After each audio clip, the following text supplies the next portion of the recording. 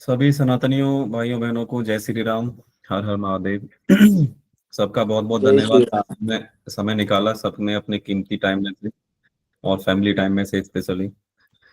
और सभी का बहुत मैं थैंकफुल हूँ कि सभी का बहुत प्यार मिलता है, सभी की गैदरिंग मिलती है, सभी की अटेंशन मिलती है। और कोशिश हो सके तो वीडियो ऑन करके बैठे तो एक फेस अटेंशन रहेगी तो अच्छा लगेगा।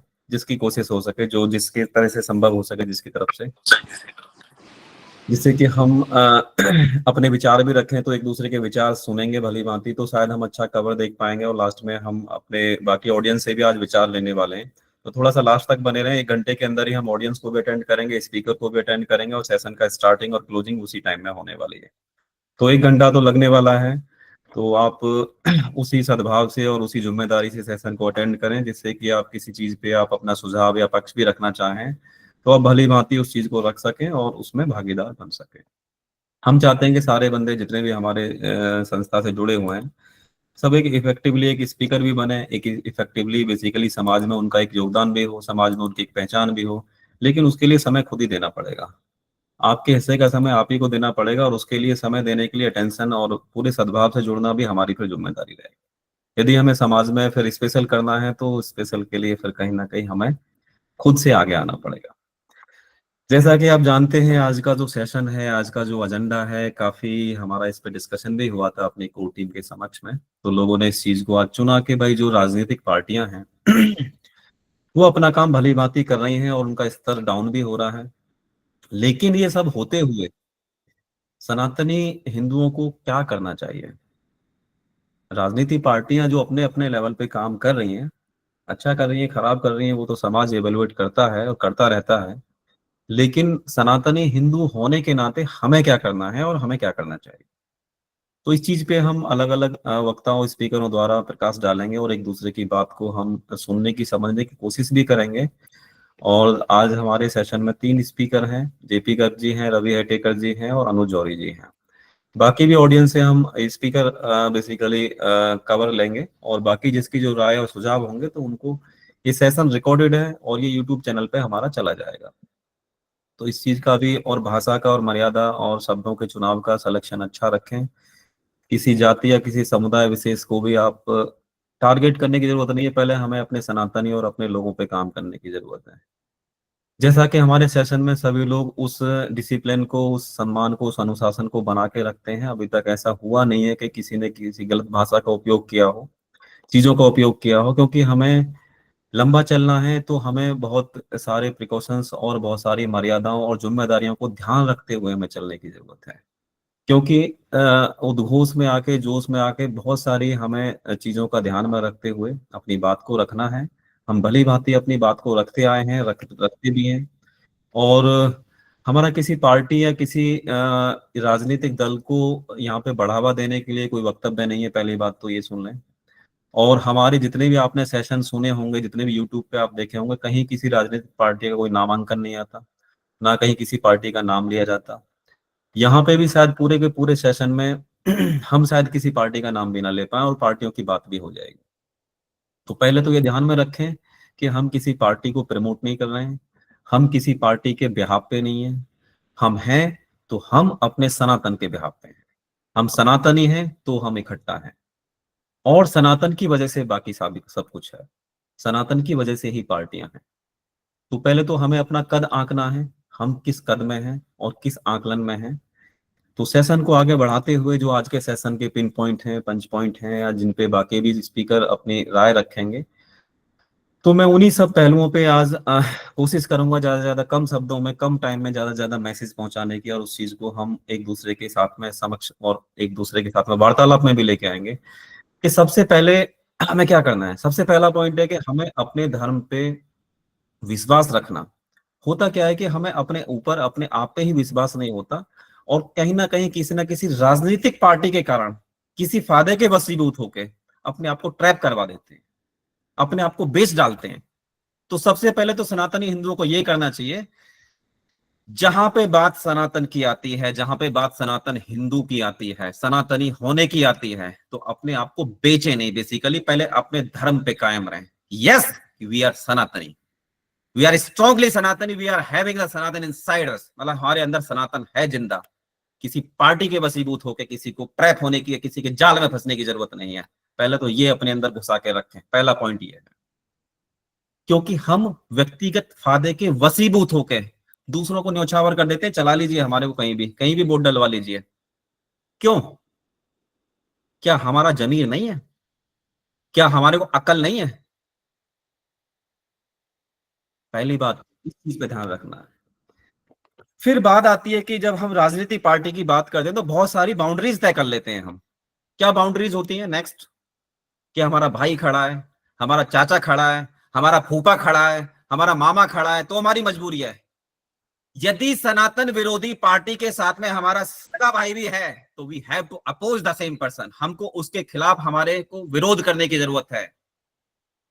किसी के ऊपर ट्रैप होने की जरूरत नहीं है कि हमारा सगा भाई खड़ा है और सनातन विरोधी पार्टी के साथ में है, हमारे धर्म के खिलाफ जो पार्टी है उसके साथ में है, तो we have to raise our voice, we have to oppose the same time. हमें उसके खिलाफ भी खड़े होने की जरूरत है।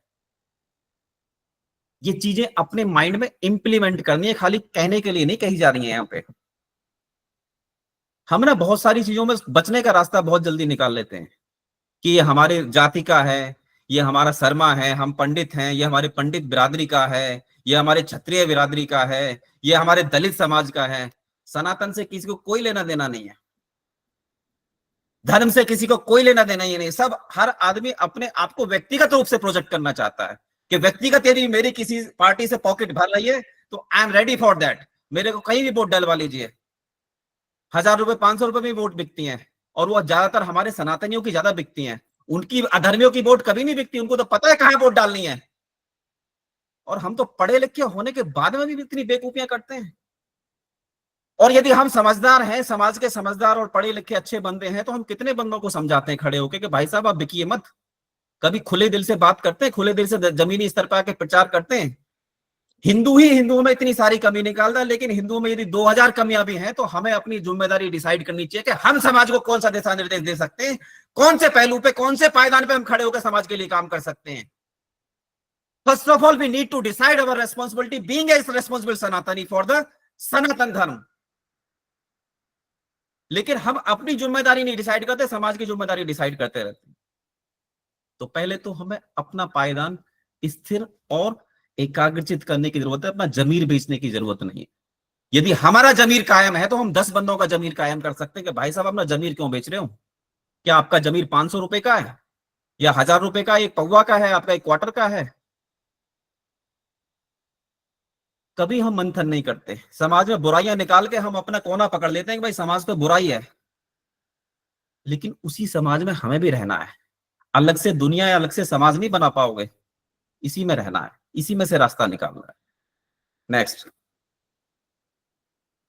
सबसे पहले तो हमें ये मानना है, ये ठानना है, ये बिल्कुल अंदर बिठा लेना है कि किसी पार्टी के वसीभूत या किसी पार्टी के ऊपर सनातन नहीं है, सनातन की वजह से पार्टियां हैं। जब ये विचार आपके अंदर आएगा ना, तो आपका अपना कद और आपके धर्म का कद बढ़ जाएगा। तो पहले तो किसी पार्टी के ऊपर अपने आप को झोंकने की जरूरत नहीं है। यदि कोई पार्टी है तो अपना राइट्स, अपने अधिकार, अपना वर्चस्व आपको एज ए सनातनी वहां पर रिफ्लेक्ट करना है, दिखाना है। यस वी आर सनातनी, और आप हो तो हमारी वजह से हो, आपको सनातन धर्म के लिए भी कमिटेड होना पड़ेगा। और विकास और व्यक्तिगत स्वार्थ से उठ के अब धर्म के लिए वोट डालने की भी जरूरत है। धर्म के लिए भी बेसिकली आपको चुनाव करने की जरूरत है, क्योंकि हम तो बेसिकली पढ़े लिखे और बेसिकली वर्चस्व वाले ज्यादा ठहरे, और हिंदुओं का वोटिंग परसेंट कितना रहता है हर बार यही दिखाया जाता है कि 50-60% वोटिंग रहता है, 30-40% तो लोग वोट ही नहीं करते, जबकि अधर्मियों का वोट 95% रहता है। क्या हमें नहीं पता? हम उस दिन पिकनिक मनाने चले जाएंगे, सैर सपाटे पर चले जाएंगे, 50 तरह के बहाने निकाल लेंगे, 50 तरह के काम आपको ध्यान आ जाएंगे। क्यों? हम जिम्मेदारी लेते हैं समाज की। हम तो उस दिन हॉलीडे मनाते हैं और फिर उसके बाद में बोलते हैं कि भाई सरकार कुछ नहीं करती है, हमारा कुछ नहीं हो सकता, हिंदू समाज का कुछ नहीं हो सकता। हम भी उसी हिंदू समाज का हिस्सा है। तो पहले तो अपने माइंड पे ये बिठाने की जरूरत है कि हम क्या कर रहे हैं, हम कितना समाज के लिए फाइट कर रहे हैं। नेक्स्ट, किसी भी राजनीतिक पार्टी का कोई नेता है या कोई कितना बड़ा अभिनेता है, कितना भी बड़ा, वो आपको प्रलोभन देता है, लेकिन सारे प्रलोभन एक तरफ, सारे लालच एक तरफ, सारे वादे एक तरफ, सबसे पहले उसको ये कमिटेड एहसास कराइए, ये कमिटमेंट लीजिए कि आपको सनातन धर्म के लिए, आपको धार्मिक विचारधारा के लिए आपको वचनबद्ध होना पड़ेगा, काम करने पड़ेंगे, धर्म रक्षा के लिए काम करने पड़ेंगे। जो हमारे धर्म पे जो बेसिकली आवाज उठाएंगे उनके खिलाफ भी आपको आवाज उठानी पड़ेगी, और गवर्नमेंट तक आपको उस लेवल की जो भी सपोर्ट होगी आपको मिलेगी। हम उस नजरिए से पहले एक्सपेक्ट तो करें कि हम नाली बनवाएंगे, सड़क बनवाएंगे, बिजली के बल्ब लगवाएंगे खंबे में, इन्हीं सब चीजों के लिए, कि फ्री में राशन मिलेगा हमें, इन्हीं सब चीजों तक रह जाते हैं हम बेसिकली। लेकिन धर्म के लिए किसी नेता को या किसी ये लोकल नेता को कमिटेड कराते हैं कि भाई साहब तुम्हारे अंदर धर्म को फॉलो करना तुम्हारी मजबूरी बन चुकी है, तुम बीजेपी में इसलिए धर्म को फॉलो करोगे, तुम्हारे अंदर भी कुछ धर्म का भाव है, क्यों नहीं लेते कमिटमेंट? किसी ने रोका हुआ है कि भाई साहब तुम मजबूरी में मत धर्म, सनातन धर्म की बात करिएगा, यदि तुम गलती से बीजेपी में हो, तुम्हारी मजबूरी बन चुकी है सनातन धर्म की बात करने की, तुम्हारे दिल में भी सनातन है, ये सनातन धर्म के लिए तुम्हारे अंदर कोई दृढ़ संकल्प है कि तुम धर्म के लिए ये करोगे? क्यों नहीं जवाब मांगते हैं हम अपने नेताओं से? उनको भी एहसास कराया जाए कि यस, हमने कोई कमिटमेंट किया है और हमारी कहीं अडिगता है तो हमें जवाब देना पड़ेगा समाज के सामने, क्योंकि अगली बार वोट नहीं मिलेगा। सेलेक्ट करिए, पार्टी भी सेलेक्ट करिए और नेता भी सेलेक्ट करिए और बंदा भी सेलेक्ट करिए। बेसिकली हम क्यों नहीं सेलेक्ट करते? अधिकार जमाइए ना, अधिकार जमाइए। नेक्स्ट, अपने अंदर सबसे पहले किसी भी तरह का लालच है, किसी भी तरह का आपके अंदर स्वार्थ है, तो उसको तो बेसिकली आपको मारना ही है, उसको पनपने नहीं देना है। जहां जहां आपको राजनीतिकरण में आपके अंदर लालच जागेगा, आप कहीं ना कहीं पर्सनल हो जाओगे और राष्ट्र और धर्म आपके लिए साइड हो जाएगा। आप केवल अपनी सूटेबिलिटी देखेंगे और उसी के कारण जो नेता है वो भी उतनी ही सूटेबिलिटी देखेंगे कि बस उनको उनकी पॉकेट, उनकी वर्चस्व, उनके कॉलर ऊंचे होने चाहिए, उनको बाकी कोई मतलब नहीं है। उसके बाद ना वो तुमको जानते वोट लेने के बाद, ना वो और किसी को जानते। लेकिन पहले उनको वोट भी दीजिए तो धर्म के अधिकार और वर्चस्व और वचनबद्धता और दृढ़ संकल्प देख के वोट दीजिए कि उनके अंदर उनका खुद का वर्चस्व क्या है समाज का। किस पार्टी में हम जाएंगे नहीं जाएंगे वो तो बाद की बात है। नेक्स्ट, जो भी लोग, हमारे जो भी पार्टी सनातन धर्म के फेवर की या सनातन धर्म की समक्ष या सनातन धर्म के हित की बात करती है, उस पार्टी को फिर सपोर्ट भी करना है। फिर उसमें बहुत ज्यादा किंतु परंतुओं की जरूरत नहीं है, क्योंकि बाकी जो अपोजिशन वाली पार्टी है उसको पूरा पता है कि उसको कहां वोट डालनी है और एक तरफा वोट डालनी है, वो कहीं मिसगाइड नहीं होते। हम फिर अपनी पार्टियों में इतने उलझे हुए क्यों रहते हैं? हम ना पार्टी सेग्रीगेट कर पाते हैं, ना बंदा सेग्रीगेट कर पाते हैं, और ना ही अपने आप को सेग्रीगेट कर पाते हैं। इसके रीजन भी यही है क्योंकि हम खुद को सेग्रीगेट नहीं कर पाते हैं, इसलिए हम पार्टी को भी नहीं सेग्रीगेट कर पाते, ना ही उस बंदे को सेग्रीगेट कर पाते जो लोकल स्तर पर चुनाव लड़ रहा है। तो पहले तो सेग्रीगेशन, सुलझापन अपने अंदर लेके आइए कि जब बात हमारे धर्म या हमारे राष्ट्र की आती है, जो राष्ट्रवादी या धर्म के सपोर्ट में जो पार्टी है, फिर उसको सपोर्ट भी करिए बिना किसी दाएं बाएं देखे हुए। यदि फिर आपको अंधा होके भी कुछ टाइम के लिए सपोर्ट करना पड़ता है तो फिर अंधे हो जाइए। हर जगह पे आंखें भी खोलने की जरूरत नहीं है, क्योंकि कुछ जगह पे आपको बेवकूफ बनना भी पड़ेगा एक लेवल तक, क्योंकि जब आपके पास विकल्प ही नहीं बचेंगे, पड़े रहिए आप हिंदुस्तान, पाकिस्तान, रामलाल श्यामलाल, ऊपर नीचे, ये वो फलाना ढिमका, हर पार्टी में अच्छे खराब बंदे रहेंगे। लेकिन जब हिंदुत्व और सनातन की बात आती है तो वहां पे कौन आपके सनातन सपोर्ट में पार्टी है, आप चूज करिए। कौन सनातन की बात करता है, कौन आपके धर्म की बात करता है, ये खुद चूज करिए। यहाँ पे मैं कोई कोई किसी का प्रचार नहीं करने के लिए बैठा हुआ हूं आपको किसको चूज करना है। मैं पूरे वर्चस्व में कोई नाम ही नहीं लेने वाला किसी पार्टी का। जरूरत नहीं है मुझे नाम लेने की पार्टियों की, यहां हम पार्टियों के लिए नहीं बैठे हुए हैं।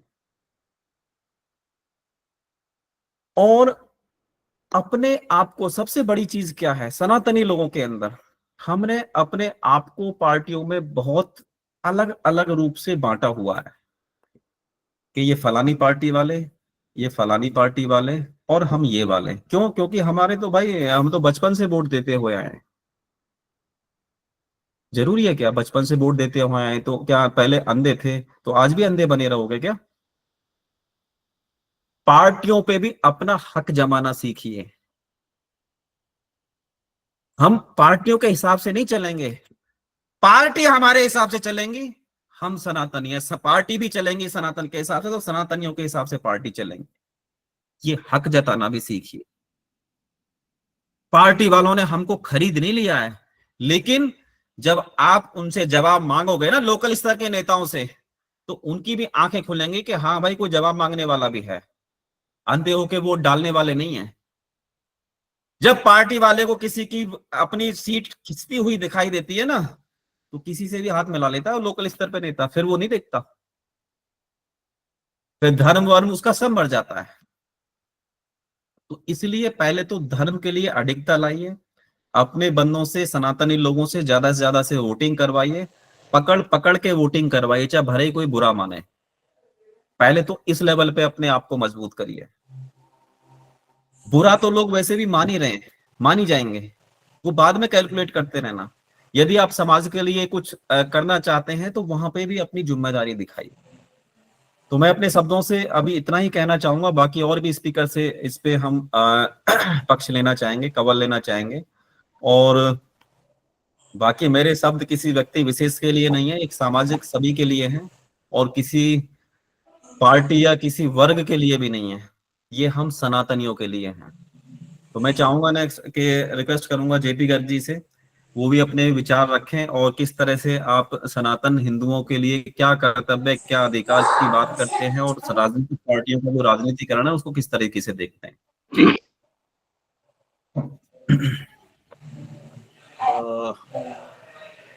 प्रिय विश्व सनातन संस्कृति के सभी भाइयों और बहनों को मेरा जय श्री राम, हर हर महादेव। जय श्री राम। जय श्री राम। आज का जैसे विषय है बहुत गंभीर और सोचनीय विषय है कि भारतीय राजनीति का जो पतन हो रहा है या जो गिर रहा है स्तर, उसमें हमारे सनातन जो प्रेमी है उनकी बहुत बड़ी भूमिका बन जाती है कि भाई हम इस जो गिरते हुए स्तर को अपने आप में कैसे हम संगठित हों और किस तरीके से हम अच्छी पार्टियों को चूज करें। और ये आज का ही गिरता हुआ स्तर नहीं है भारतीय राजनीति का, ये अंग्रेजों के जमाने से देखो चला हुआ आ रहा है। अगर अंग्रेजों के जमाने से नहीं चलता तो शायद हमारा जो देश का बंटवारा हुआ धर्म के नाम पे वो नहीं होता। जो हमारी गिरती भारतीय राजनीति का ही एक परिणाम था कि आज हम इतने दुखद स्थिति में हैं कि हमें धर्म के नाम पे हमारे देश के कई सारे बंटवारे हो गए। तो भारतीय राजनीति का जो गिरता हुआ स्तर है आज एक ऐसा खेल बन गया है ना ये, जिसको ना हर कोई जीतना चाहता है, चाहे उसके लिए वो उसको कुछ भी करना पड़ जाए, चाहे वो अपने सनातनी भाइयों को जातियों में बांटे, धार्मिक उन्माद फैलाएं, फ्री की रेवड़ी बांटे, कुछ भी करें, बट उनको इस खेल में जीत चाहिए। ये इतना स्तर नीचे गिर चुका है जी। काम के मुद्दों पे बात नहीं होती, जैसे अगर कोई इलेक्शन हो रहा है तो वहां पर कोई विकास की बात हो या काम की बात हो, सीधा बातें होती हैं कि भाई हमें किस तरीके से जीतना है, क्या करना है, उसके लिए ये जैसा मर्जी जो मर्जी करना है वो करो। कहते हैं ना वोट के लिए कुछ भी करेगा, तो ये जितनी भी पार्टियां हैं सर वोट के लिए कुछ भी करती हैं। अभी देखो एक सर कुछ दिन पहले साउथ का एक नेता था, शायद उदयलिन स्टालिन ऐसा कुछ नाम था, मैं पूरा नाम लूंगा उसका, तो तथाकथित वोट के लिए उसने हमारे सनातन धर्म को किससे तुलना कर दी? कीड़े मकोड़ों से। कोरोना जैसी भयानक महामारी है, सनातन धर्म, मलेरिया है, इनको तो कुछ चलना ही चाहिए। तो मतलब कितना निम्न स्तर का मतलब ये सनातन धर्म के प्रति उनकी मतलब सोच है या उनका जो कहना था सर, बहुत ही निंदनीय विचार था उसका, केवल सिर्फ एक वोट के लिए, एक राजनीति के लिए। कि भाई जो सॉफ्ट टारगेट है सनातन धर्म, चलो उसके लिए कुछ भी बोल दो, तो जो एंटी सनातनी है या विधर्मी लोग हैं वो खुश हो जाएंगे, उनके वोट हम मिल जाएंगे, ये उनका मकसद होता है। जी। और अभी कुछ दिन पहले सर जैसे लोकसभा के चुनाव का इलेक्शन हुआ था, तो एक पार्टी ने बाकायदा फार्म भरवाया और जो हिंदू सनातनी है उनको गुमराह किया। जो गरीब तबका है हमारे समाज का या जो कम समझ रखने वाला तबका है, उनको गुमराह किया कि भाई हर महीने की 8 या 9 तारीख को आपके खाते में खटाखट खटाखट 8,000 रुपए आएंगे। और उस खटाखट खटाखट के चक्कर में सर बहुत सारे लोग गुमराह हुए और उन लोगों ने वोट भी दिया एंटी सनातनी लोगों को, और वो जीत के भी आए वहां पर यूपी में। तो ये चीजें ऐसी हैं कि सर इस चीज से हमें हमारे सनातनियों को बचना चाहिए कि भाई हमारी समझ होनी चाहिए कि हम किस मुद्दे पर उनको वोट दे रहे हैं। कि अब देखो 8,000 वाला था तो गायब हो गया वो मुद्दा। मतलब कोई 8,000 नहीं, कुछ नहीं, तो ये हमें बेवकूफ बना के वोट ले लिया। तो हमें इस तरीके से सनातन धर्म के नाम पर या जो भी मतलब ये राजनीति जो गिरा हुआ इस तरह, इसमें नहीं आना चाहिए। अभी देखो एक पार्टी के सर पूरे नेता ने ये भी कहा कि भाई हम मुफ्त की रेवड़ी जो बांट रहे हैं, आपके पास पैसा कहाँ से आएगा इसके लिए, कोई बजट नहीं, कुछ नहीं। तो मैं सभी से ये कहना चाहूंगा कि जो मुफ्त की रेवड़ी जो बांट रही हैं जो राजनीतिक पार्टियां, जो लोक लुभावन वायदे कर रहे हैं, तो उन पर कम से कम मनन करो, विचार करो, भाई ये चीजें होंगी कैसे पॉसिबल। मैं सर थोड़ा सा 2-4 मिनट और एक्स्ट्रा टाइम लूंगा। अभी एक कंट्री का सर मैं एग्जाम्पल देख रहा था, ये टीवी पे आता है ना आजकल पर, ये आज तक पर, ये ब्लैक एंड व्हाइट। तो उसमें एक बहुत अच्छा विश्लेषण आया कि वेनेजुला की जो आर्थिक स्थिति है या उसकी इकोनॉमी है वो इतनी खराब हो चुकी है कि वहां के जो लोग हैं ना, वो नोटों के बोरे भर भर के कचरे में फेंक के आ रहे हैं। वो कहते हैं यार इन नोटों का हमारे को लिए कुछ फायदा ही नहीं है। वहाँ पेट्रोल इतना महंगा, खाने पीने की चीजें इतनी महंगी हो चुकी हैं, वो करेंसी उसकी खत्म हो गई, तो वो कहते हैं हमारे लिए नोटों का कोई फायदा नहीं है, हम तो फेंक रहे हैं। वो क्यों आई उस देश में सर ऐसी स्थिति? वो स्थिति ऐसी आई क्योंकि वहां की राजनीतिक पार्टियों ने लोगों को वोट बैंक के लिए यूज किया, और सारी फ्री की रेवड़ी वाली जो संस्कृति है कि भाई ये फ्री में दे दो, वो फ्री में दे दो, ये सब करा, और वहां की इकोनॉमी बिल्कुल खराब हो गई। जैसे आजकल हमारे देश में भी कई सारी राजनीतिक पार्टियां कर रही हैं कि जी फ्री का सिलेंडर दे दो, फ्री की बिजली दे दो, फ्री का ये दे दो, फ्री का वो दे दो।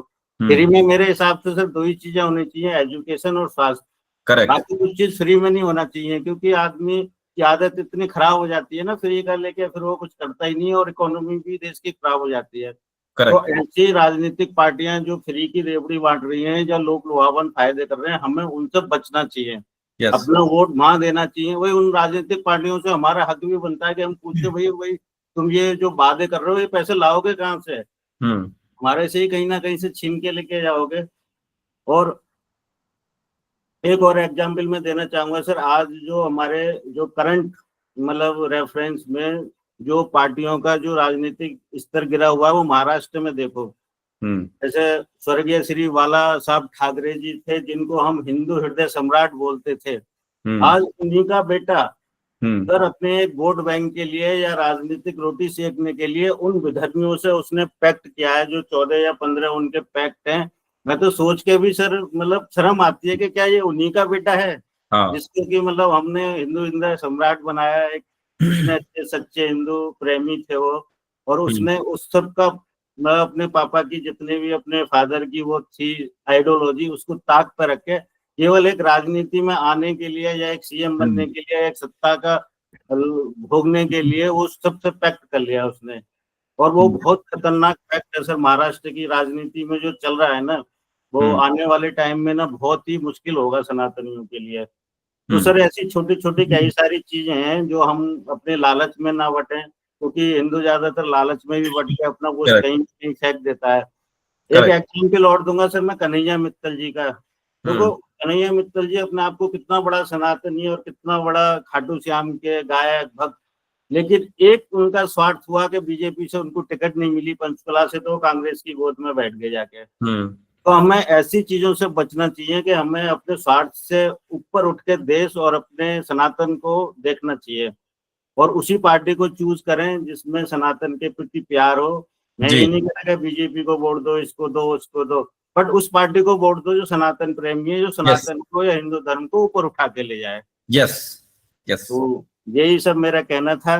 बाकी सभी लोगों को दोबारा से जय श्री राम, हर हर जय महादेव। श्री राम। बहुत अच्छी बात है और बहुत कम शब्दों में आपने काफी सारी अच्छी बातें रखी हैं। धन्यवाद जेपी गर्ग जी। मैं नेक्स्ट रिक्वेस्ट करूंगा रवि हटेकर जी से। रवि हटेकर जी, जय श्री राम। जय श्री राम सभी जी VSS के श्रोताओं को। जी अभी तक आपने और गर्ग साहब ने सभी ऑलमोस्ट पॉइंट्स कवर कर लिए हैं। जहां तक मैं समझ पाता हूँ, जितने भी लोग यहाँ सुन रहे हैं उन सबको पता है कि मतलब आजकल जो जितनी जागृति आई हुई है, सबको पता है कि सनातन धर्म को या सनातन हिंदुओं को जागना बहुत जरूरी है। और क्योंकि हम लोकतंत्र में जी रहे हैं तो वहाँ मतदान का जो महत्व है वो भी समझ में आ रहा है। मैं थोड़ा सा हटके एक चीज बताना चाह रहा हूँ आपको। हम अभी हमको एक बेसिक चीज समझ में नहीं आ रही है, क्योंकि हम सनातन धर्म बचाने की कोशिश कर रहे हैं। जहां तक मेरा स्टडी है, वो यही कहता है कि हमारा धर्म तभी बच सकता है। देखो, हम लोकतंत्र में कभी भी सनातन धर्म बचा नहीं पाएंगे। आप मुझसे बिल्कुल आप समझ लो ये चीजें। दुनिया में जो 56 देश विदर्भियों के हो गए, वो ऐसे नहीं हुए हैं। अगर हमारे यहाँ लोकतंत्र ऐसे ही पनपता रहा, जिस इसमें जा रहे हैं हम, जिस प्रवाह में जा रहे हैं अभी, हम सनातन धर्म को बिल्कुल बचा नहीं पाएंगे। आप, क्योंकि ये लोकतंत्र है। यहाँ पे लोकतंत्र, देखिए, लोकतंत्र होता है होमोजीनियस सोसाइटी के लिए। एक संघ समाज जब होता है तब लोकतंत्र की परिभाषा की जा सकती है। वहां फिर बाकी मुद्दे आते हैं, जैसे विकास हो या और कोई समाज को कैसे सुधारा जाए। यहाँ जब आपका तकरीबन 15 से 20% समाज को डेवलपमेंट से कोई लेना देना नहीं है और किसी भी चीज से कोई लेना देना नहीं है, उनको सिर्फ अपने धर्म से है, और बाकी 80% लोगों को धर्म में उतनी रुचि रही नहीं है, तो वहां पे सनातन धर्म का लोकतंत्र में बचना बहुत मुश्किल है। आपको मैं इसका एग्जांपल बताता हूँ। 47 में जब हमें आजादी मिली थी, तो मुश्किल से सिर्फ 25 या 28 जिले थे जहाँ पे 10% तक वोटिंग था विधर्मियों का। 210 जिले ऐसे है, 210 लोकसभा सीट ऐसी है जहाँ पे उनको पूछना पड़ता है विधर्मियों, हर पार्टी को। नॉट, इसमें कोई दो राय नहीं कि हर पार्टी को 210 लोकसभा सीटों में कंसीडर करना पड़ता है। ये पहला पॉइंट है। दूसरा, लोकतंत्र कर क्या रहा है हमारा सनातन धर्म में? लोकतंत्र हिंदू को हिंदू के खिलाफ ही लड़ाता है। एक सनातनी दूसरा सनातनी के खिलाफ लड़ता है, और उसमें होता क्या है कि एक बन जाता है जयचंद और एक बन जाता है कट्टर। मतलब एक कम स्वार्थी वर्सेस ज्यादा स्वार्थी वाला एक चित्र प्रकट हो जाना शुरू हो जाता है। देखिए, लोग तो, अगर आपको इलेक्शन जीतना है तो बाकी सब जितने भी हथकंडे होते हैं इसके, वो तो आपको करना ही पड़ेगा। जो फ्री बीज है सबको करना पड़ेगा, ये सब चीज करना पड़ेगा। पर धर्म को, मतलब अगर आप किसी धर्म को ज्यादा महत्व देके उनके मतदान के लिए, उनके वोट के लिए अगर आप सनातन धर्म का नुकसान कर रहे हैं तो बहुत मुश्किल जाएगा। और ये ऐसा नहीं कि कोई पार्टी नहीं करी। आप किसी भी पार्टी, आप जिसको सनातन धर्म का रक्षक समझ रहे हैं ना, वो पार्टी ने भी बहुत जगह पे ये चीज कर रहे हैं। उनको करना पड़ेगा, ये करना पड़ रहा है। ऐसे नहीं कि हम जहाँ पे वो है तो बहुत सुरक्षित है। आप जरा डाटा उठा के देख लीजिए, क्योंकि देखिए, धर्म की रक्षा पार्टियां कभी नहीं करने वाली है। ये आप पहले तो समझ लो। धर्म पार्टी आपको क्या कर सकती है? मैं आपको एग्जाम्पल देता हूँ। यूपी में मैंने बहुत बार लिखा भी है, एक बार मेरे इसमें, यूपी में 1:750 का पुलिस रेशो है।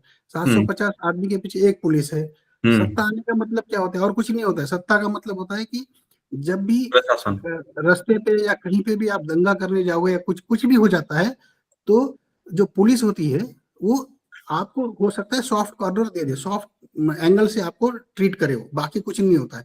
बाकी ना वो दंगा रोक सकता है ना कुछ कर सकते हैं ये लोग। ठीक है, पहले आप समझिए। तो इस एंगल से अगर जब मैं देखता हूँ तो मेरे लिए इतना महत्व नहीं रखता कि सनातन कौन सा पार्टी चुन के आ रहा है। मेरे लिए ये महत्व लगता है कि अपना धर्म रक्षा के लिए सनातनी लोग कितना रास्ते पे आ सकता है, सड़क पे आ सकता है, वो ज्यादा महत्व है। कोई पार्टी, आप मतदान करो ना करो, उसे मतलब मतदान तो करना ही चाहिए। कम से कम पुलिस फोर्स या जो इस तरह का जो चीजें होती है, प्रशासनिक चीजें होती है, वो तो कम से कम फेवर में होनी चाहिए। तभी आप रास्ते पे उतर के कम से कम आप बच तो जाओगे थोड़ा बहुत।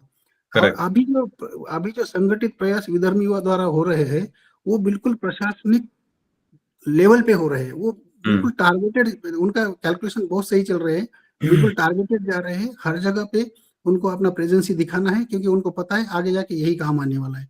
दूसरा चीज है कि अभी हमारे इसमें जैसे ग्रुप में मान लो कि अभी हम 50 लोग बैठे हुए, हम बिल्कुल हमें पता कट्टर पता है कि हमें कि ये पार्टी सनातन विरोधी है और ये सनातन का सपोर्ट कर रही है। पर होता कि उसके बाद में जो सोशल मीडिया है ये बहुत इंपॉर्टेंट रोल प्ले करता है, हमें पता नहीं चलता कि पीछे कैसे हमारा ब्रेन वॉश किया जाता है। अगर अगर तो उसके लिए मैं तो सिंपल चीज बता था, आपने एक मन बना लिया है कि आपको पता है ये पार्टी सनातन विरोधी है, तो आप उस पार्टी का जब भी एडवर्टाइजमेंट आएगा, उस पार्टी का लीडर का कोई भाषण आएगा, उसका कोई प्रवक्ता बात कर रहा है या उससे रिलेटेड कोई भी चीज ना, आप सुनो मत। कैसे, ये क्यों बोल रहा हूं मैं, क्योंकि विधर्मी एग्जैक्टली यही करते हैं, वो कान बंद कर लेते हैं, बाकी कुछ मतलब ही नहीं उनको। वैसे आप बनो, आपको पता है एक्स पार्टी है मेरी है, मेरा धर्म की रक्षा कर रही है, उसके आप कुछ मत सुनो, आपको कुछ सुनने का, हमारे सनातन लोगों में ये बहुत ज्यादा प्रॉब्लम है, हम लोग ना डिबेट सुनते हैं, ब्रेन वॉश होते रहते हैं। सोशल मीडिया पे भी यही है। आज एक आपको पता है जिस बंदे का, जो लोग ये चैनल से निकाले गए हैं उनके मिलियन मिलियन में फॉलोअर बन चुके हैं, ये कौन है फॉलोअर्स? वो हम मेरे सनातनी लोग ही है और कोई नहीं है फॉलोअर, जिनको उल्टा सुनने का भी शौक है, अननेसेसरी झूठा, उनको मजा आता है, झूठा सुनते हैं, फिर अपना दिमाग लगाते हैं, ब्रेन वॉश करा लेते हैं और फिर वही कर ले जो जिसके कारण आज ये हाल हुआ है हमारा। काफी हो रहा है। तो मेरा रिकमेंडेशन है या सीधा सीधा है, आपको पता है ना ये पार्टी ठीक है, आप उसका कैंडिडेट भूल जाओ, आप उसके बारे में आप सोचो ही मत, पॉलिटिक्स छोड़ दो, आप पॉलिटिक्स छोड़ दो, आपको कुछ नहीं करना है डेवलपमेंट, आपको सिर्फ धर्म बचाना है। आपने पता है पार्टी है तो उसका उम्मीदवार को आपको जिताना है, वोट बिल्कुल ब्लाइंडली, आप हाईली अनएजुकेटेड समझ लो खुद को इस मामले में, कोई एजुकेशन का जरूरत नहीं, वो क्या पॉलिसी है, क्या देने वाला है, कितना पैसा खाएगा, आने के बाद रोड बनाएगा नहीं, इसे कोई मैटर नहीं करता है। एक चीज आप देख लेना, वो आपके मंदिर की मूर्ति नहीं तोड़ने वाला है, ये आप ध्यान रखो बस, और आपको और कुछ नहीं। अभी यही असली सिचुएशन यही आई हुई है कि आपको मंदिर जाने से रोकेगा नहीं, आपका ये जो प्रोसेशन निकलेगा तो उस पर पत्थर नहीं मारेगा कोई, उतना वो करेगा बहुत है, बाकी आपकी रोजी रोटी तो दोनों, कोई भी आए तो रोजी रोटी खुद को ही कमानी है। तो यही कहते मैं बंद कर देता हूँ मेरा, धन्यवाद। करेक्ट, बिल्कुल बात ठीक है, और हमें इन चीजों के लिए आंखें खोलनी चाहिए और अपने आप को आंखें खोल के प्रोजेक्ट करने की भी जरूरत है। बहुत आपने अच्छी बातें बोली हैं, कम शब्दों में लोगों को समझनी चाहिए। बाकी मैं नेक्स्ट स्पीकर है अनुज जौहरी जी, उनको समय देना चाहूंगा। अनुज जौहरी सर, जय श्री राम। जय श्री राम मेरे भाइयों जी। सारी बातें तो कवर कर ली, जेपी साहब ने भी कवर करी और रवि सर ने भी कवर कर ली है, लेकिन एक चीज और, एक बड़ा पैराडाइम है, एक बड़ा डायमेंशन, बड़ा सर्किल खिंच गया है हमारे चारों तरफ कि 70 साल से तो हमने क्या डेवलपमेंट किया, क्या डेवलपमेंट नहीं किया, ये तो हम बहुत आराम से बात कर लेते हैं ग्रुप्स के बीच में बैठ के, इस पार्टी ने ये नहीं किया, उस पार्टी ने वो नहीं किया। अब आप देखो कि एज हिंदू, एज सनातनी, हम भी घिर गए चारों तरफ से। अब हमारे पास कोई चॉइस ही नहीं है सिवाय एक पार्टी को वोट देने के, और वो पार्टी भी ऐसा है कि पिछले 25-30 सालों से एग्जिस्टेंस में है, लेकिन उसने ये नहीं कहा कि हम सनातन बचाएंगे। हम जरूर उससे कह रहे हैं कि तुम हिंदू राष्ट्र बनाओ, उसने कभी नहीं कहा कि हम हिंदू राष्ट्र बनाएंगे।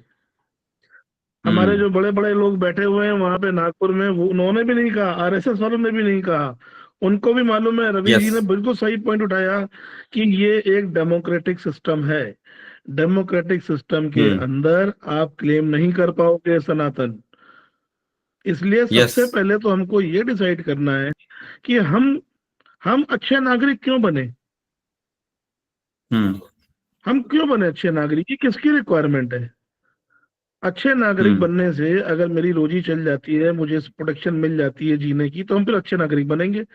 हर आदमी, हर पार्टी, हर इंस्टीट्यूशन, हर बड़ा बिजनेसमैन अपने स्टाइल उसने बिजनेस के चेंज किए। जब चोरी करने का मौका आया उसने दबा के चोरी की, जब साहूकारी करने का मौका आया उसने दबा के साहूकारी की, जब दान देने का मौका आया सबसे पहले वो मिला 51 आरती लेके, ठीक है, हम फिर भी उसको पहचानते चले गए। तो हमने क्यों ठेका ले रखा अच्छा आदमी बनने का। अच्छा आदमी बन के हम कितना कितना टैक्स दे रहे हैं, देखो आप, 25% of the salary goes into tax. साल भर हम कमाते हैं और हम 9 महीने और 10 महीने की तनख्वाह घर ले जाते हैं। हमने कभी पूछा कोर्ट में या कभी किसी इंस्टीट्यूशन में किसी से पूछा कि ये फ्री बीज बट रही है हमारे पैसों से, क्यों बट रही है? हाँ जी रवि जी, एक बात तो अच्छी है कि हम इलिटरेट हैं या हमें इलिटरेट रहना चाहिए, हमें पहले समझ में आना चाहिए हम क्या करने जा रहे हैं क्या नहीं करने जा रहे, लेकिन हमें ये जरूर है कि जब हम गवर्नमेंट को इतना इतना पैसा दे रहे हैं ना एज टैक्स, तो हमें उसमें जरूर लिखना है, ये बात पहले भी उठ चुकी है कि हमारा पैसा फ्री बीज में ना दिया जाए, हमारा पैसा नेताओं की किसी भी कंडक्ट के अंदर ना दिया जाए, हमारा पैसा एजुकेशन के अंदर लगे, हमारा पैसा हेल्थ डेवलपमेंट के अंदर लगे, हमारा पैसा कंट्री की प्रिक्योरमेंट में लगे, डिफेंस प्रिक्योरमेंट में, जिससे कंट्री बचे और बाउंड्री बचे। हम तभी हिंदू हैं, हम उसमें भी हिंदू सलामत है, लेकिन हम कहाँ ये सब बातें कर पाते हैं। आपने सही बात बताई सनातन की, कि हम सनातन नहीं बचा पाएंगे इस तरीके से। कोई भी हमारा रिप्रेजेंटेटिव साउथ के अंदर नॉर्थ के अंदर नहीं है इस तरीके का जो जिसने सनातन में बात करी हो इतने लॉन्ग लेवल पे। देखो कितने कितने एक्ट पास करने के लिए गवर्नमेंट तैयार है, कर नहीं पा रही है गवर्नमेंट पास। कितना बॉन्डिंग है, कितना प्रेशर है गवर्नमेंट के ऊपर कि गवर्नमेंट ने पब्लिक से पूछ लिया, अच्छा आप बताओ क्या करना चाहिए क्या नहीं करना चाहिए, उसी में 2-3 साल निकाल देंगे। करेक्ट। सिर्फ हिंदू ही है जो फंस जाता है, हमेशा हमेशा झांसे में फंस जाता है। और आज हमारे पास रास्ता भी नहीं बैठा, क्योंकि एक पार्टी ऐसे बोल रही है कि हम हिंदुओं की पार्टी, उसने कभी नहीं बोला हम हिंदुओं की पार्टी है, उनके टट्टुओं ने बोल दिया घरों में आके और मोहल्लों में आके हम हिंदुओं की पार्टी है। उन्होंने कभी नहीं बोला, किसी बड़े माइक से बोला उन्होंने हम हिंदू की पार्टी है, हम राज धर्म की पार्टी है, हम हिंदू धर्म की पार्टी है, हिंदू राज बनाएंगे, कभी नहीं बोला। उनके लाउड स्पीकरों ने बोल दिया। रही बात डिबेट की, डिबेट चैनल्स ये सारे बिके हुए हैं। प्लीज कम से कम इतना तो घर में एक एटमॉस्फेयर बनाए कि हम उस एलिमेंट्स को ना देखें, हम उन चीजों को घर में देखना बंद करें। वो किसी काम के नहीं है, वो हमारा ब्रेन वॉश कर रहे हैं ताकि आप हिंदू भी ना रहो, वो इतना ब्रेन वॉश कर रहे हैं। कुछ ये चीजें हैं जो मैं प्रकाश में डालना चाहता था। ये बहुत लेंथी टॉपिक है, योगेश जी से हमारी दोपहर में भी बात हुई, शायद ही हम कोर मीटिंग में इस टॉपिक को ज्यादा बढ़िया तरीके से डिस्कस कर पाएंगे। ये मीटिंग एक कॉमन प्लेटफॉर्म की मीटिंग है।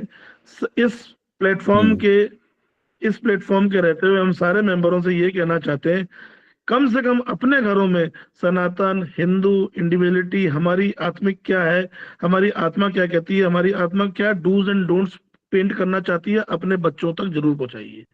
ना कि कोई गॉडफादर और बाहर का समाज आपके बच्चे तक आए और आपको हाईजैक करके ले जाए। Yes thank you very much. Correct, thank you sir. आपने काफी अच्छा पड़ाव रखा है कि एक तो हमें सरकार पे ये भी अधिकार जमाने चाहिए कि भाई हमारा जो पैसा है, टैक्स का पैसा है, वो फ्री बांटने में नहीं है, आपके प्रमोशन के लिए नहीं है, धर्म रक्षा के लिए भी है, राष्ट्र रक्षा के भी लिए है, विकास के भी लिए हैं, हेल्थ के भी लिए हैं और एजुकेशन के भी लिए है। मतलब यहाँ पे भी हमें थोड़ा सा उस पायदान को समझना। लेकिन धर्म रक्षा की जब बात आती है, धर्म के प्रमोशन के लिए है, धर्म रक्षा के लिए है। जब धर्म पे आघात होगा तो धर्म के लिए प्रणाली बनाना, धर्म के लिए संगठित करना, धर्म पे आघात हो रहे उसके लिए भी प्रशासन को जिंदा रखना और उसके लिए भी प्रशासन टाइम पे पहुंचना।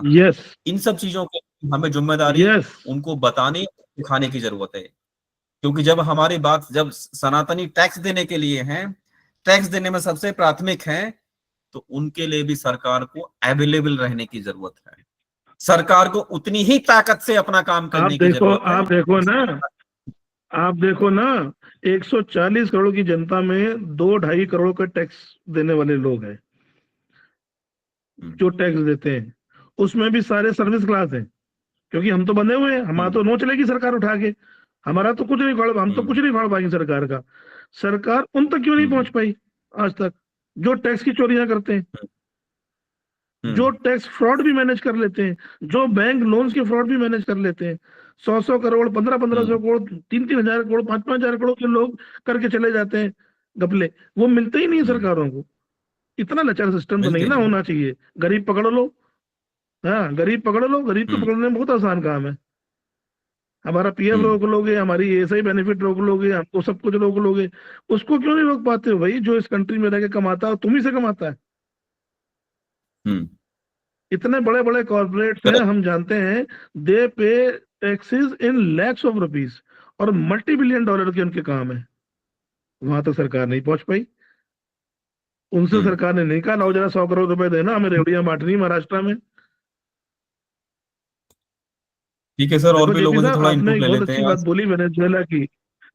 आपने वेनेजुएला की बहुत अच्छी बात बोली। आप बाकी और कंट्रीज देखो, वेनेजुएला एक है जो हो गया, लेकिन आप बाकी और कंट्रीज देखो जिन्होंने अपने बॉर्डर और अपने बंदों पे कितना लगा। आप यूरोप देख लो, पूरा यूरोप देख लो, जी उसने घुसने नहीं दिया किसी आदमी को आज तक, किसी कंट्री ने, और खुद डेवलप करते चले जा रहे हैं। उनके पूरे वर्ल्ड वाइड उनके लॉ चलते हैं, उनके कोर्ट्स डिसीजन देते हैं, तब जाके केस फाइनल होता है, अदरवाइज नहीं होता। आप यूरोप में घुस के तो देखो। सोलंकी जी तो जानते हैं ना यूरोपियन एफडी और एमएचआरए क्या चीज होती है। करेक्ट। तो हमें ठीक है तो सर, उस बाकी और दिशा भी में लोगों से काम थोड़ा करना है, ना वार्तालाप कि करते 70 साल पीछे की हिस्ट्री। Yes yes please. हैं। ठीक है सर। रवि सर कुछ कहना चाह रहे थे? बाकी फिर मैं और भी लोगों से, मैं ऑडियंस से आज ज्यादा बात करने के और थोड़ा सा कवर लेने के उसमें था। जस्ट एक सेंटेंस बोलना चाहूंगा कि ये जो मैं जी पहले बोला कि जब समाज एक संग होता है तभी इन मुद्दों का कोई महत्व रहता है। आज का डेट में हम जितने ज्यादा मुद्दे धर्म रक्षा को छोड़ के डिस्कस करेंगे ना, उसमें सिर्फ हाँ सनातनी हिंदू का ही मत चेंज होगा और किसी का नहीं होने वाला है। इसलिए मैं बोल रहा हूँ कि आप कंप्लीटली इलिटरेट बनो। आप आपको बाकी कोई इश्यू देखने का जरूरत नहीं, क्योंकि आज एक्स पार्टी 240 पे आई है, अगले इलेक्शन में इससे कम आने वाली है। आप कुछ भी कर लो, मैं आपको बता रहा हूँ, क्योंकि ये आप डेमोग्राफी को समझ नहीं रहे हो, लोक संख्या का और वोटिंग पैटर्न नहीं समझ रहे हो आप। और ये जो फ्रीबीज है ना, अगर यक्स जिसके 240 आए, अगर वो फ्रीबीज बंद कर देना महाराष्ट्र में जो दे रहे हैं अभी योजना में, तो उनके ना 50 सीटें भी नहीं आएगी, आपको लिख के देता हूँ मैं। तो ये हाल है, तो ये इसमें जाना ही नहीं है। अभी हमें हमारा पैसा कहाँ जा रहा है? हमारा हमारा पैसा सिर्फ इतना मुझे हमें गारंटी दे कि हम अपने मंदिर में जाए, अपने घर में पूजा कर पाए और हमारी बहु बेटियां सुरक्षित हो। आज का डेट में सिर्फ इतना भी हो गया तो भी काफी है। बाकी डेवलपमेंट अगर 70 साल 60 साल की डेवलपमेंट 10 साल में कर लिया हमने, तो जब समाज होमोजीनियस होना ही आगे चल के, उसमें तो हम आगे करेंगे। आज तो समाज और धर्म बचाने का पॉइंट आया हुआ है, तो इसमें बाकी में हमें डाइवर्ट होने का जरूरत नहीं। यही मेरा कंटिन्यूअसली मैं यही कह रहा हूँ आपसे। करेक्ट, बिल्कुल ठीक है। आपका कहना भी सिचुएशन के हिसाब से भी आज के टाइम में हमें एक्ट करने की जरूरत है। बहुत ज्यादा हर एक चीज में हम ज्यादा भी प्रिसाइज या बिल्कुल एजुकेटेड नहीं रह सकते। बिल्कुल ठीक है। और मैं रिक्वेस्ट करूंगा बाकी भी ऑडियंस से, अपना हैंड रेज करके अपना 1-1 मिनट, 1.5 मिनट, 2-2 मिनट का वक्तव्य दे सकते हैं। और चाहेंगे कि ज्यादा से ज्यादा लोगों से विचार लेने। 10-12 मिनट में हम 10:05 तक मैक्सिमम खींचेंगे। अभी 15 मिनट है हमारे पास में, अभी 9:50 हो रखे हैं। और सबसे पहले मैं विकासदीप जी से, जी विकासदीप जी, जय श्री राम। जय श्री राम। सभी भाइयों को जय श्री राम। जी जय श्री राम सर। मैं जो अपनी बात रखूंगा एक एग्जाम्पल के साथ में अपनी बात रखूंगा, केस स्टडी के साथ में। भगवान कृष्ण ने कहा है कि समाज के लिए वो वर्ग सबसे ज्यादा खतरनाक और घातक है जो किसी के पक्ष में नहीं खड़ा, जो अपने आप को बोलता है मैं न्यूट्रल रहूंगा, ना मैं हम अच्छे का साथ देंगे ना बुरे का साथ देंगे। करेक्ट। क्योंकि जो व्यक्ति धर्म के साथ नहीं खड़ा वो बाय डिफॉल्ट अधर्मी है, अधर्म के साथ ही खड़ा है। Yes yes. ठीक है ना। तो जो लोग जिन लोगों को ये सेक्युलरिज्म का कीड़ा काटा हुआ है ना, कि हमको किसी से कोई मतलब नहीं है, हमको मंदिर मस्जिद इन सब चीजों से कोई लेना देना नहीं, ये लोग सबसे ज्यादा खतरनाक हैं। इन लोगों की वजह से जो हिंदू धर्म है, सनातन धर्म है, उनका उसका पतन होगा। Correct correct. पहली बात। दूसरी चीज, अभी मैं आपको एक और एग्जांपल देता हूं। ये इंडिया का नहीं, ये इंटरनेशनल एजेंसीज जो हैं उन्होंने प्रेडिक्ट किया है, CIA ने, कि 2030 से जो यूके यूनाइटेड किंगडम जो सबसे बड़ा मुल्क है, वो शरिया से चलेगा। क्योंकि वहां पे 80% शेरिफ्स, मेयर्स, ये जो सो कॉल्ड शांति प्रिय समुदाय है, वो लोग आके बैठ गए हैं और वो लोग मांग कर रहे हैं कि देश शरिया से चले। तो उसका रूट कॉज क्या है? संख्या बल, वोटिंग। यस। ये लोग वहाँ जजेस हैं, आर्मी में बड़े बड़े जो डिसीजन मेकिंग पोजीशंस हैं, जो ड्राइविंग सीट है, उस पे ये लोग लीड कर रहे हैं। किसकी वजह से? वोटिंग की वजह से। तीसरी चीज, जहां तक बात रही इंडिया की, अभी इंडिया के लिए इन लोगों ने अपना माइंडसेट पूरी तरीके से चेंज कर दिया है। इनका तो ये बोलना है कि हमें लड़ाई झगड़ा करना नहीं, हमें हथियार ही नहीं उठाना, हमें तो अपनी संख्या बल बढ़ानी है। CIA का ये रिपोर्ट है कि 2040 में इंडिया में 50% सो कॉल्ड शांति प्रिय समुदाय की संख्या होगी। इनको PM इनका, CM इनका, सब कुछ इनका, जब सिस्टम में ये लोग अंदर ग्रास रूट लेवल पे पहुंच जाएंगे तो बाकी और कुछ चीज करने की जरूरत ही नहीं। हथियार क्यों उठाना, लड़ना क्यों है, चीजें तो अपने आप हो जाएंगी ना। तो लेकिन हम लोगों को ये सब चीजों से कहीं दूर दूर तक कोई आइडिया भी नहीं है क्या चल रहा है। हम ही लोगों का वोट कटता है, हम ही लोगों का वोट बटता है। करेक्ट। क्योंकि हम लोगों को पता ही नहीं हमको करना क्या है। जहां तक बात रहे आइडियोलॉजी की, कोई फ्रीबीज के चक्कर में पड़ा है, किसी को अपना भाई भतीजावाद देखना है, अगर कोई गलत जगह है तो तब भी उसका साथ दे रहे हैं। यस। ये सब चीजें अगर हम लोग अवॉइड करेंगे, इन सब चीजों से ऊपर उठेंगे, हर काम फायदे के लिए नहीं होता। अपने हर कुछ चीजें जो होती हैं वो नुकसान और फायदे के ऊपर के लेवल के लिए होती हैं। करेक्ट, बिल्कुल। हमें अपना नहीं सोचना, आने वाली जो जनरेशन है उसके लिए सोचना। हमारी तो कट गई। 20 साल बाद जो देश के हर कोने में जो कश्मीर जैसी सिचुएशन तैयार हो जाएगी, हमारे बच्चे उसमें रह पाएंगे? उस चीज के लिए कोई नहीं सोच रहा। करेक्ट। तो ये सब चीजों को ध्यान में रखेंगे तो सनातन धर्म बच सकता है, नहीं तो बाकी पार्टीज भी किसी की सगी नहीं है। उनको तो वोट बैंक अपना बनाना है। अभी जितनी भी सरकारी योजना है उसका लाभ कौन लेता है? आप जितने भी सरकारी अस्पताल हैं वहां जाके देखिए, सभी बिल्कुल देखिए, अब आपको काला काला ही मिलेगा वहां पे। तो ये सब चीजें हमको नहीं समझ आती। मतलब हम लोग उस चीज के बारे में, सब कंफर्ट जोन में है ना, सब अपने कंफर्ट जोन में बैठे हैं कि सब अपने आप हो जाएगा। ऐसा नहीं होगा। कोई भी चीज अपने आप नहीं, उसके लिए प्रयास करना पड़ता है। तो इन सब चीजों को, ये बर्निंग इश्यूज हैं, ज्वलंत मुद्दे हैं, इन सब चीजों को इवैल्यूएशन करना पड़ेगा, इसके बारे में विचार करना पड़ेगा, फिर उसके ऊपर एक्शन करना पड़ेगा, और हम ही लोग करेंगे, और कोई नहीं करने वाला। करेक्ट जी, धन्यवाद विकास जी। मैं बाकी भी लोगों से थोड़ा इनपुट ले लेता हूँ। बिल्कुल, धन्यवाद जी। बहुत बहुत धन्यवाद विकास जी, बहुत अच्छे विचार आपने रखे, बहुत कम शब्दों में आपने काफी कुछ बोला है। बहुत बहुत धन्यवाद। मैं रिक्वेस्ट करूंगा मैम से, श्रीदेवी पांड्या मैम से, वो भी अपने विचार रखें। अनम्यूट करें मैम। जय श्री राम। जय श्री राम। सर मेरे को विकास जी जो बोले ना, और आपने जो कहा ना वही बोला था, फ्री बीज है मगर किसको मिलता है? काले काले को ही मिलता है। हम तो कभी जाते ही नहीं है, क्योंकि हम सोचते अरे वहां हमारा नंबर ही नहीं लगेगा, यही नहीं लगेगा। तो this is also not for us, for them only. Everything is for them. Correct. उन्होंने ज्यादा करके मेरे को जो बोलना था सब बोल दिया उन्होंने। बट ये जब हम जागेंगे तभी होगा। हम जाते नहीं है, फ्री बीज में भी नहीं जाते, मैं सच बोलूं, वो भी हमको नहीं मिल रहा है। बिल्कुल ठीक बात है, बिल्कुल ठीक बात है। धन्यवाद मैम। और जी बहुत बहुत धन्यवाद। नेक्स्ट मैं रिक्वेस्ट करूंगा अतीत गुप्ता जी से। अतीत जी, जय श्री राम। जय श्री राम भाई साहब। आज का विषय बहुत रोचक है, और जो प्रेजेंट सिनेरियो चल रहा है इस विषय पे मंथन करना चाहिए। हमें नहीं, जितने हमारे सनातनी भाई, सबको मंथन करना चाहिए कि पॉलिटिक्स हमेशा अपने फायदे के लिए जिंदा होते हैं। वो नेता को किसी धर्म विशेष, किसी आस्था में उनका विश्वास नहीं होता, उनका सिर्फ कुर्सी तक सीमित रहते हैं। तो जो राजनीति आज के डेट पे चल रही है, और राजनीति जब होती है, डेमोक्रेसी की बात होती है, तो जनसंख्या बल ही उसमें प्रधान होता है। एजुकेशन, क्वालिटी, ये सब प्रधान नहीं होता, सिर्फ संख्या बल प्रधान होता है। एक संख्या बल 5 किलो आटा में बिक जाता है। IAS का वोटर एक रोड वाले के वोटर बराबर होता है। तो बेटर है कि हम यहाँ पे क्वालिटी ना देख के क्वांटिटी की बात करें। अगर हमारी क्वांटिटी अच्छी है तो हम अपने क्वालिटी को बचा सकते हैं। करेक्ट। अगर हमारी क्वांटिटी कम है तो क्वालिटी कितनी भी अच्छी हो वो वर्स्ट है। आपने देखा होगा कि जो गुंडे मवाली होते हैं, 10 मवाली होते हैं, एक से बढ़कर एक इंटेलेक्चुअल उनके यहाँ काम करते हैं, उनके यहाँ पानी भरते हैं। दैट मींस वो क्वांटिटी में ज्यादा है तो क्वालिटी कोई वैल्यू नहीं होती। डेमोक्रेसी की बात करें तो मस्ट है कि अगर हिंदू हमारा 60% है, 60% तो 60% की वोटिंग होनी चाहिए वहां पे।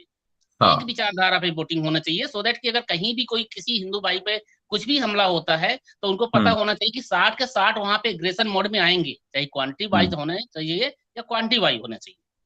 तो हमारा मतलब ये है, मेरे कहने का मतलब ये है कि जब एक को दर्द हो, जाति व्यवस्था आप छोड़ दो, अगर एक को, हमारे शास्त्रों में जाति व्यवस्था नहीं जो टुकड़ों टुकड़ों में बांट रखा है। आपने एक चीज और देखा होगा, कभी कभी होता है अपोजिशन से ही अपने को कुछ सीखना चाहिए, वो किसी भी पार्टी में हो, किसी भी पार्टी में हो, जब बात इस्लाम पे आती है तो सारे इकट्ठा हो जाते हैं। एक भी व्यक्ति अगेंस्ट नहीं बोलता, किसी भी पार्टी विचारधारा को छोड़ के वो सिर्फ धार्मिक विचारधारा देखता है। और हमारे हिंदुओं में क्या होता है कि सबसे पहले ये यादव है, यादव को मार दिया, कोई दिक्कत नहीं। हमारे एक नैरेटिव हमारे माइंड में सेट कर दिया जाता है। कश्मीर की बात करते हैं ना, कश्मीर की, अगर वो बोलते हैं नैरेटिव सेट कर दिया कि कश्मीरी पंडित, अरे भाई साहब, पंडित के अलावा हम बहुत सारी 36 बिरादरी और होंगी, ST SC OBC, उनकी बात क्यों नहीं? अगर पंडित को निकाला गया हो तो ST SC OBC दलित वहां होना चाहिए ना 80%, जो हर एक स्टेट में है। बिल्कुल, वहां पे सिर्फ नैरेटिव सेट किया गया किसी पंडित, ये नैरेटिव हमारे माइंड में रखा गया है क्योंकि हम बट गए। 80% से 8% की बात करें, 76% छोड़ जाए। अब वो नैरेटिव आज पूरे देश में कहीं ना कहीं कैंसर के रूप में पनप रहा है। तो जब तक ये जो वामपंथी, ये जो तथा कथित हम बोलते इंटेलेक्चुअल बोलते हैं, नक्सलाइट बोलते हैं, जब तक इनकी विचारधारा को नहीं समझेंगे तब तक हम कुछ नहीं कर सकते। डेमोक्रेसी के लिए हम क्वांटिटी का ध्यान दें, ना कि क्वालिटी का ध्यान दें। मेरा कहने का मतलब ये है। बिल्कुल ठीक है सर, बिल्कुल ठीक है।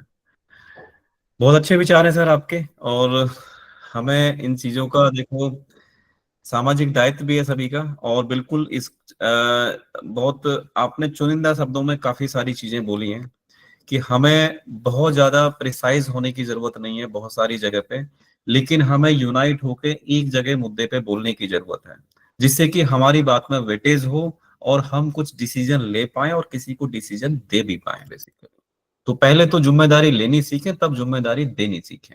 हमारा समाज क्या जिम्मेदारी देने में ज्यादा लगा हुआ है। ऐसे ही हम कंपनियों में भी करते हैं, दूसरों की जिम्मेदारी डिसाइड करते रहते हैं, HOD अपना ही काम भूल जाता है। सॉरी टू थोड़ा सब्जेक्ट दूसरा है, but this is a fact because we are all professional or we are all from the multiple industries.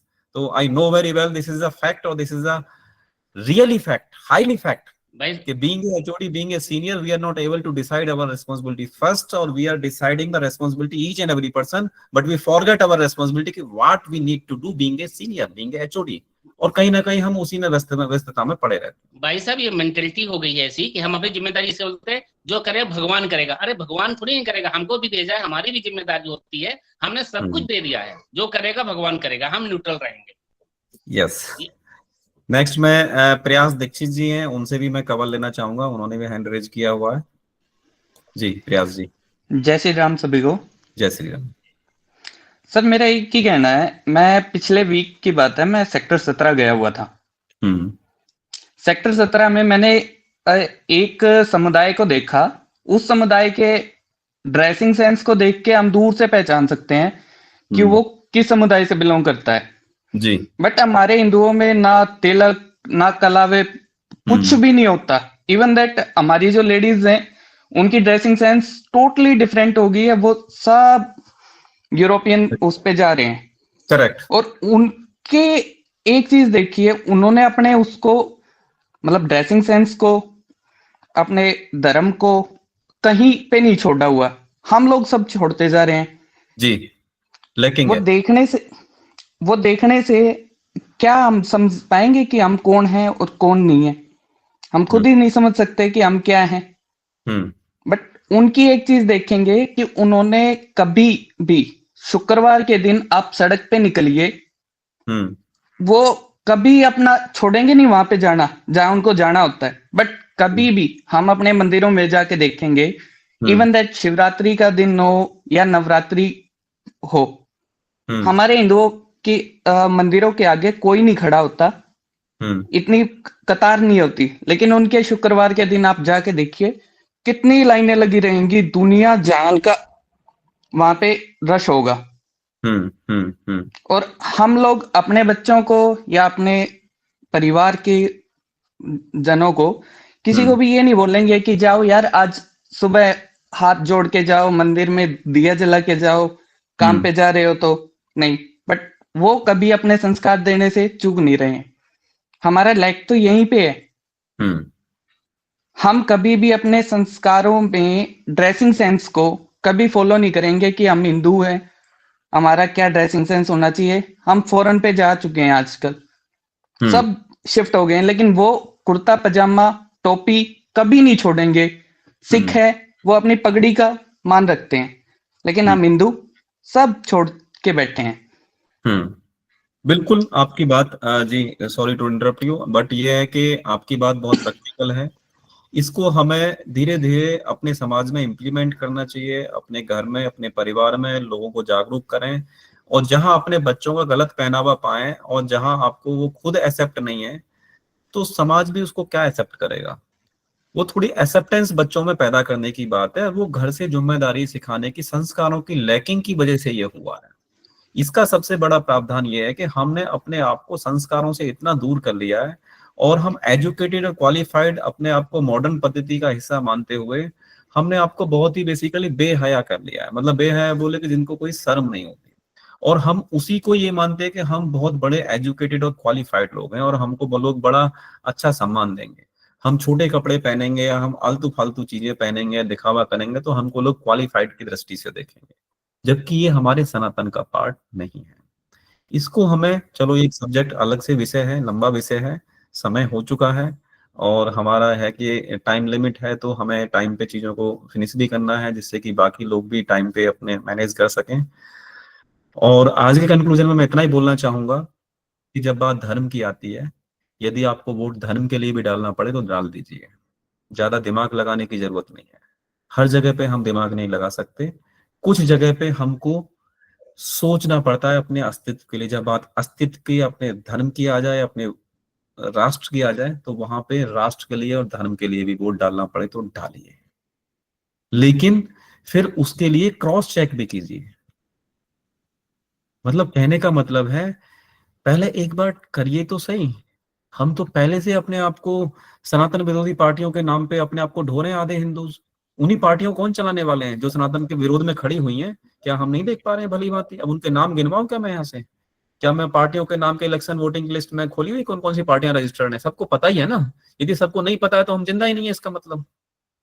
तो कहने का मतलब ये है, कुल मिला के जो सनातन के सपोर्ट में है उसको पूरे जिम्मेदारी के साथ, पूरे अधिकार के साथ सपोर्ट करें, अंदाजे में नहीं करें।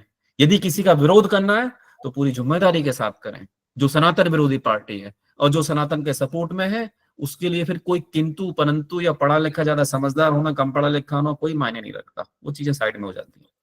जी प्रयास जी कुछ कहना चाह रहे थे? सर इसका सबसे बड़ा एक एग्जांपल हरियाणा में सोनीपत लोकसभा सीट है, मेरी खुद के घर की सीट है वो जी। उसका सबसे बड़ा एग्जांपल सेट हुआ है इसी चीज के ऊपर कि वहां से कौन जीतता है और वो किस पार्टी को बिलोंग करता है। और वो खुद एक ब्रह्मचारी है और वो मंदिर का एक पंथ पोस्ट पे बैठे हुए हैं, मतलब एक पद पे बैठे हुए हैं, और उसने किस पार्टी का दामन थामा हुआ है। तो सबसे बड़ा रीजन तो हमारे हिंदू समाज के लोग ही हैं कि वो एक खुद बाल ब्रह्मचारी होके सनातन का ज्ञान देने वाले एक हमारे सबसे बड़े मंदिर का पंथ होते हुए उन्होंने किस पार्टी से इलेक्शन के लिए वो खड़े हुए लड़ा है। हाँ। और उससे फिर जीत अर्जित करके वो और उसके लिए वोट मांग रहे हैं, विधानसभा के लिए वो वोट मांग रहे हैं। जी जी, ऐसा हो रहा है, ऐसा हो रहा है क्योंकि वहां पे लोग व्यक्तिगत स्वार्थ और व्यक्तिगत लालच के वशीभूत होकर उनको राष्ट्र या धर्म से कोई लेना देना नहीं है। बिल्कुल ठीक है। रवि हटेकर जी कुछ कहना चाह रहे थे, बाकी सेशन को फिर फिनिश करेंगे। जी सर अनम्यूट करें रवि सर, अनम्यूट करें। ओके, वो जो ऐसे बहुत सारे एग्जाम्पल है, आपने बहुत सही बताया, मैंने तो बड़ा काफी स्टडी किया इस पे। ये सनातनी हिंदू वर्सेस सनातनी भोंदू वाला लड़ाई है जो लोकतंत्र हम लड़ रहे हैं एक्चुअली, दो और ब्रैकेट में सनातनी ही है सब जगह पे। तो ये तो अंतर्गत लड़ाई है। पर हमने बहुत सारे सेशन किए इस पे वो पर मैं अभी एक चीज यहाँ पे, जितने भी 40 50 60 जो भी अगर आपके जो दोस्त होंगे ना, उनको मैंने दो चीज बता रहा हूँ। एक तो सोशल मीडिया पे जो एंटी सनातनी हैंडलर्स होते हैं उनका आप देखो भी मत, देखो भी। क्या होता क्या है, जैसे लोग क्या ना क्या बोल रहा है करके उल्टा भी हो तो बोलता है, तो देखते हैं, देखने से पूरा उनका वो बढ़ रहा है, मतलब वो उनका रीच बढ़ता है। और जो एक्चुअली जो रियल बताता है ना, उसको हम क्या करते हैं, 10 सेकंड सुनते हैं और हमें पता है करके हम चले जाते हैं। ये है ना, बराबर बोल रहा हूँ ना। तो ये नहीं करना है कभी सभी की। आपने जितने भी लोग हैं उन सबको ये बता दीजिए, जो प्रो सनातनी हैंडल होता है, ट्विटर हो, फेसबुक हो, सोशल मीडिया का, उस पे आप ज्यादा टाइम रहे, भले आपको पता है, आपने 10 बार सुना है, आप सुनो उसको एक बार, क्योंकि आपका 10 बार सुनने से एक 11वां आदमी है जो फर्स्ट टाइम सुनेगा, क्योंकि उसका क्या बोलते हैं, लॉजिक ही वैसा होता है, पहला बात, क्योंकि मैं इस पे बहुत एक्टिव हूँ। दूसरा बात है कि जो आपने आप लोग एक बार शांति से एक बार डाटा देखिए, 2029 का इलेक्शन में जो आज 12 साल का लड़का है, 12 या 13 साल का लड़का है, लड़का लड़की जो भी है वोटर है, वो वोटर है, 18 साल का होने वाला है, उसका आप एक बार परसेंटेज देखिए। मैं जो बोला ना 240 से कम सीटें क्यों आएगी, उसका रीजन ये है, और 247 में ये 50-50 रेशो हो जाएगा नया मतदाता का। तो आप ये भ्रम में मत रहिए कि आप बहुमत में हो और आप कैसे भी करके एक गट्ठा मतदान करके आप चुनने वाले नहीं। ये सिचुएशन काफी बदल चुकी है। आप यहाँ जीतते हैं ना, तो आप कम से कम 2 बच्चे तो पैदा कीजिए, बाद में हिंदू धर्म की बात कीजिए, सबसे पहले 2 बच्चे पैदा कीजिए। कितने लोग हैं जो 2 बच्चे पैदा कर रहे हैं, ये भी तो सोचो आप। और फिर मैं तो कह रहा जिसका एक बच्चा है ना, उसको सनातनी हिंदू बोलने का भी अधिकार नहीं है, क्योंकि हमारे धर्म में तो क्लियरली बोला गया है कि कम से कम 5, पर चलो आज के इसमें कम से कम 2 तो रखो। तो फिर क्या है कि किसी आपका धर्म रक्षा के लिए आपका कौन आएगा, आपका बच्चे को बचाने कोई नहीं आने वाला है। अगर एक बच्चा है, कभी 2 है तो कम से कम भाई तो आएगा, आज तो कोई नहीं आने वाला है। आप तो एक डिटेल में सब्जेक्ट है, पर ये 2 चीजें, एंटी सोशल मीडिया पे प्रो हैंडलर्स को ज्यादा टाइम देना, और दूसरा कम से कम 2 बच्चे पैदा करना किसी भी हालत में। अगर किसी को कम है तो हमारी संस्था वो मदद कर लेगी उसको, तीसरे बच्चे के लिए 14 से। ये हमारा है, एजेंडा भी है, आएगा आगे चल के। धन्यवाद जी, धन्यवाद रवि जी, और सभी सनातनियों को जितने भी जुड़े हुए हैं सबका बहुत बहुत धन्यवाद। सभी को शुभ रात्रि, जय श्री राम, हर हर महादेव। बहुत अच्छा लगा सभी। जय श्री राम, जय श्री राम, हर हर महादेव, जय श्री राम, जय श्री राम, हर हर महादेव, जय श्री राम, जय श्री राम।